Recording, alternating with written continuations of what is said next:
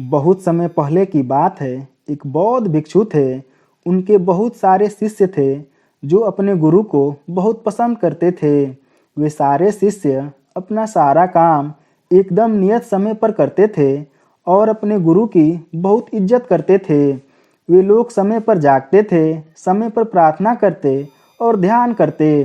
यह सिलसिला ऐसे ही चलता रहा।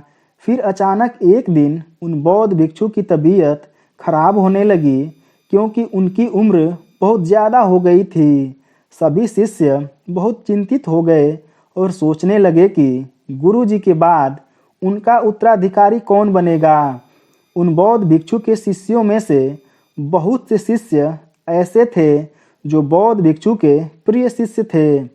सभी शिष्य सोचते थे कि उन प्रिय शिष्यों में से ही कोई एक शिष्य उत्तराधिकारी बनेगा।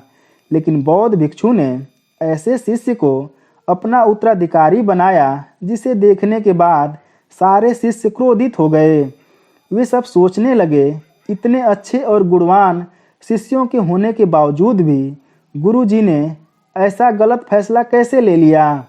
वे सोचते कि हमने अपना जीवन ऐसे व्यक्ति की सेवा में लगा दिया जिसको सही गलत के बारे में पता ही नहीं है। क्योंकि बौद्ध भिक्षु ने अपने शिष्यों में से एक आलसी शिष्य को अपना उत्तराधिकारी बना दिया था। जब सारे शिष्य अपने गुरु से इसका कारण पूछने गए तो उन्होंने कहा कि देखो मेरे शिष्यों, मैं तुम लोगों से नाराज नहीं हूँ और ना ही तुम लोगों में किसी बात की कमी है, बल्कि बात यह है कि तुम सब में मैंने आज तक कोई कमी नहीं देखी। मैंने तुम लोगों के गुणों को ही देखा है और मैंने जिस शिष्य को उत्तराधिकारी बनाया और इसको सारे रहस्य बताए हैं, इसके गुणों और कमियों को मैं जानता हूँ।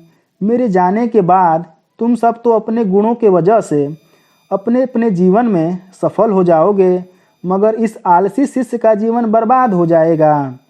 मैंने इसको जिम्मेदारी इसलिए दी है कि ये भी अपने जीवन में सफल हो सके और अपने कर्तव्यों को समझ सके। ये सारी बात सुनने के बाद वो आलसी शिष्य अपने गुरु के चरणों में गिर गया और बोला कि गुरुदेव, आज के बाद मैं कभी भी आलस नहीं करूँगा और अपने कर्तव्य का ईमानदारी से पालन करूँगा। यह सब देखने के बाद सारे शिष्य संतुष्ट हो गए।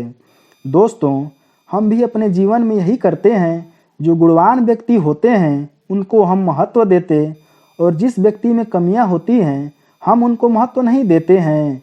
लेकिन हम एक बात का ध्यान नहीं देते कि जो व्यक्ति गुणवान है, हम बस उसकी अच्छाइयों के बारे में जानते हैं, उसकी कमियों के बारे में नहीं जानते। वह अंदर से भले ही बुरा क्यों न हो सकता है वो अच्छा होने का दिखावा ही कर रहा हो।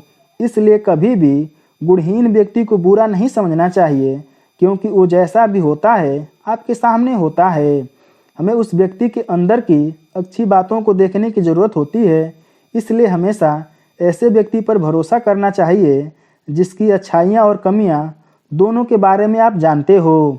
दोस्तों, आपको यह शिक्षाप्रद जानकारी कैसी लगी कमेंट करके बताइएगा और वीडियो को लाइक कर दीजिएगा। और अगर आपने इस चैनल को सब्सक्राइब नहीं किया है तो सब्सक्राइब कर दीजिएगा। धन्यवाद।